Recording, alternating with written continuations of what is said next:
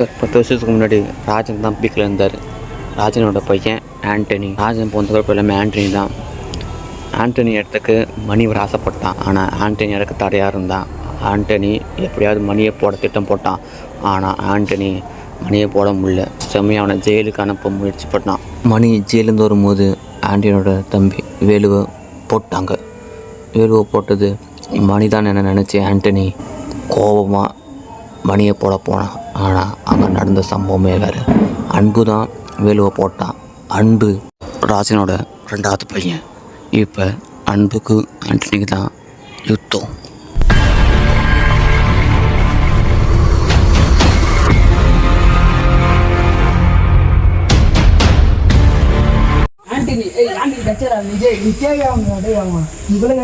அவன் ஃபோன் பண்ணி சொன்னாலும் கரெக்டாக இருக்கும்டா டேய்.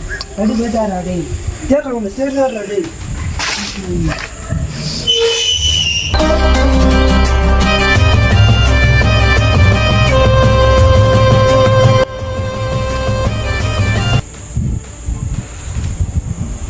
உட்கார்.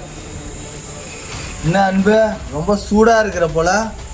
ஆண்டனியை தானே தேட்டு இருக்கா? ஆண்டனி எங்கே இருக்கான்னு எனக்கு மட்டும் தான் தெரியும். அன்பு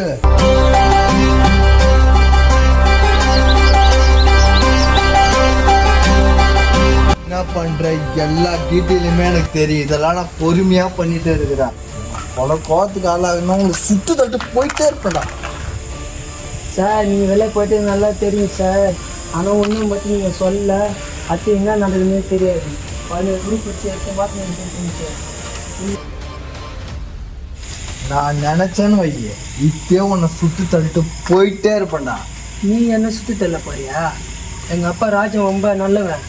ஆனால் அன்பு என்றைக்குமே கெட்டவன். காலைல நீ சூரியனை பார்க்க மாட்டேன். கெட்டவன் தெரியும், நல்லவனை ஒன்றுமே பண்ண முடியாது. அதையும் ஒரு சீட்டில் பார்ப்போம். காட்டுக்குள்ளே வேட்டையாடுற பசங்க ஆண்டனியை பார்த்துக்கிற தகவல் வந்தது சார்.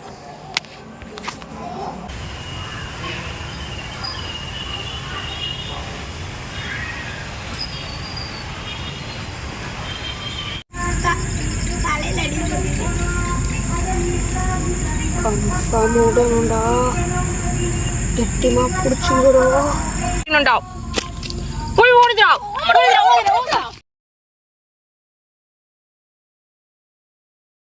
மணி வீட்டுக்கு போயிடலாம்டா. என்ன விலங்கு வருதுன்னு தெரியலடா. சார் ஆண்டனி மும்பையில் இருக்கிற ஒரு காட்டு பகுதியில் இருக்கிறான். நம்ம போனால் ஆண்டனி சீக்கிரமாக பிடிச்சிடலாம். தெரியும்.